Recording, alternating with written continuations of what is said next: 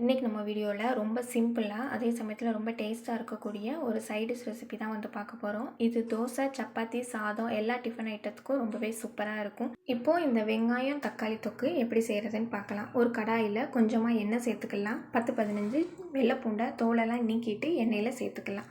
நம்ம வெள்ளைப்பூண்டோட இந்த தக்காளி வெங்காய தொக்கு சாப்பிட்றப்போ ரொம்பவே டேஸ்ட்டாக இருக்கும். வெள்ளைப்பூண்டு கொஞ்சம் இந்த அளவுக்கு வதங்கினதுக்கு அப்புறமா 2 பெரிய வெங்காயம் நல்ல நீல வாக்கில் இந்த அளவுக்கு மெல்லிஸாக கட் பண்ணி எடுத்துக்கணும். அப்போ தான் நம்மளுக்கு நல்ல வெங்காயம் சீக்கிரம் வதங்கி வரும். சாப்பிட்றப்போ தொக்கில் அந்த வெங்காயம் தக்காளியும் தெரியாத அளவுக்கு ரொம்பவே நல்லாயிருக்கும்.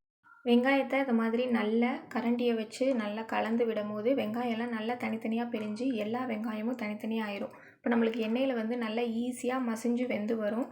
சாப்பிட்றதுக்குமே ரொம்ப டேஸ்ட்டாக இருக்கும். இந்த அளவுக்கு வெங்காயத்தை நல்லா கலந்து விட்டுறணும். அப்போ தான் ஒன்றோட ஒன்றா இருக்கிற வெங்காயம்லாம் தனித்தனியாக பிரிஞ்சு வரும். இப்போ எல்லாம் இந்த அளவுக்கு தனித்தனியாக பிரிஞ்சு கொஞ்சம் பொன்னிறமாகிற வரைக்கும் வதங்கினதுக்கப்புறம் தக்காளியோட புளிப்பளவை பொறுத்து எடுத்துக்கோங்க. இது புளிப்பில்லாத தக்காளி 2 பெரிய வெங்காயத்துக்கு ஒரு 3 மீடியம் சைஸ் தக்காளி நான் எடுத்திருக்கேன். வெங்காயமும் தக்காளியோட அளவும் இந்த அளவுக்கு இருக்கும் போது தான் புளிப்பு இல்லாமல் ரொம்பவே டேஸ்ட்டாக இருக்கும் சாப்பிட்றதுக்கு.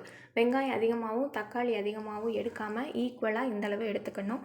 தக்காளி சேர்த்ததும் தக்காளியில் விடுற தண்ணியால் கொஞ்சம் நல்லா வெங்காயமும் தக்காளியும் மசிஞ்சு வெந்துடும். இப்போ உப்பு தேவையான அளவு நம்ம சேர்த்துக்கலாம். சேர்த்துட்டு கலந்து விடும் போது நம்மளுக்கு வெங்காயம் தக்காளி நல்லா ஈஸியாக வெந்து மசிஞ்சு வரும். இப்போ எல்லாத்தையும் நல்லா கலந்து விட்டுட்டு தண்ணி எதுவுமே நம்ம சேர்க்க வேண்டாம். நம்ம சேர்த்த எண்ணெயிலேயே இது வந்து நல்லா கரெக்டாக வெந்து வரும். எண்ணெய் கம்மியாக சேர்த்திங்கன்னா கொஞ்சம் தண்ணி ஊற்றிட்டு நம்ம அதுக்கப்புறம் இந்த வெங்காய தக்காளியை வந்து ஒரு மூடி போட்டு வேக வச்சுக்கலாம். நான் எண்ணெய் கொஞ்சம் கூடுதலாக சேர்த்துருக்கேன். அதனால் தண்ணி எதுவும் சேர்க்காம மூடி போட்டாலே போதும். நம்மளுக்கு தக்காளியில் இருக்கிற தண்ணியை வச்சு இந்த மாதிரி வெங்காயத்தையும் தக்காளியையும் நம்ம வேக வச்சு எடுத்துக்கலாம்.